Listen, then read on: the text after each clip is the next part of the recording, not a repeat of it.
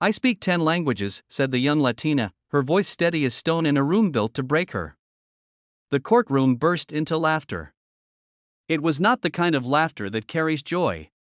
It was sharp, dismissive, heavy with doubt. It bounced off the polished wooden benches and the high ceiling, wrapped itself around her small frame, and tried to make her shrink. The judge, an older man with silver hair and tired eyes, leaned back in his chair with a thin smile that did not reach his face. He had heard many things from that witness stand. Excuses. Lies. Desperation. But this? This sounded like arrogance dressed up as hope. Before we go further, if you believe in kindness, in second chances, in the power of unseen potential, take a moment to like this video, comment where you're watching from, share it with someone who needs encouragement, and subscribe to the channel. Stories like this deserve to be heard. Her name was Marisol Vega.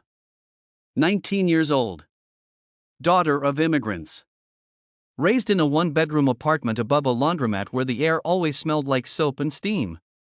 Her mother worked double shifts cleaning offices downtown.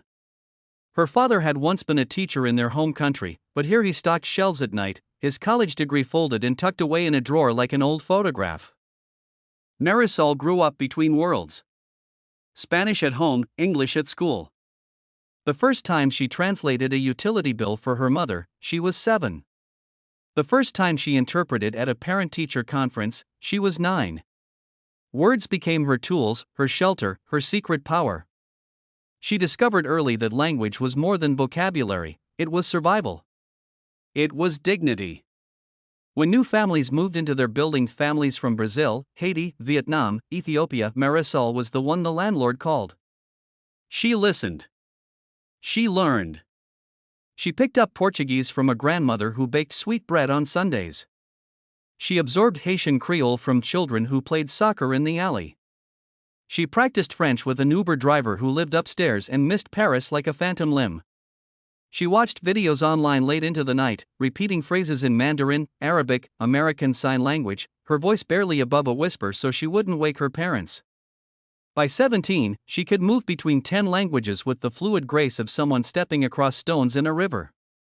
It was not perfect, not academic, but it was alive. It carried emotion. It carried understanding. But talent does not erase poverty. When her father slipped from a ladder at work and fractured his spine, the fragile balance of their lives collapsed.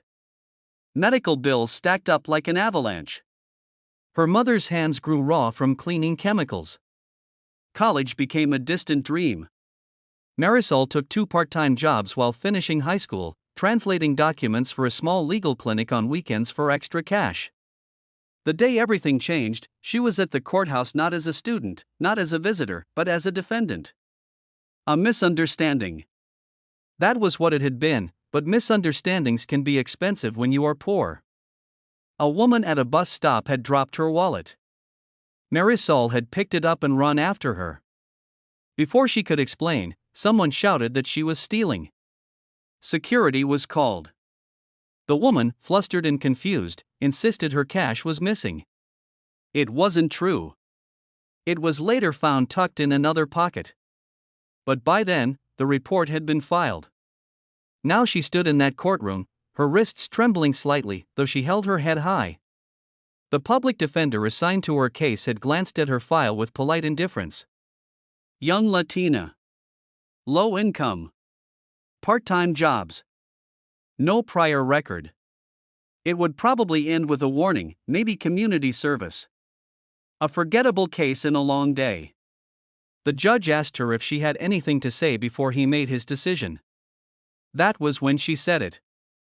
That was when the laughter came. I speak 10 languages. It sounded absurd in that context. As if she were trying to impress them. As if she were offering a party trick instead of a plea. The judge tapped his pen against the desk and asked her what that had to do with the accusation. Marisol's throat tightened, but she did not back down. She explained that the woman who had accused her was an immigrant from Eastern Europe. When security approached, the woman had been speaking in broken English, frightened and overwhelmed. Marisol had recognized her accent. She had tried to explain in Russian that she had only been returning the wallet. But no one had listened. They had assumed she was making excuses in another language. The courtroom quieted slightly. The judge frowned and asked if she was claiming fluency in Russian as well.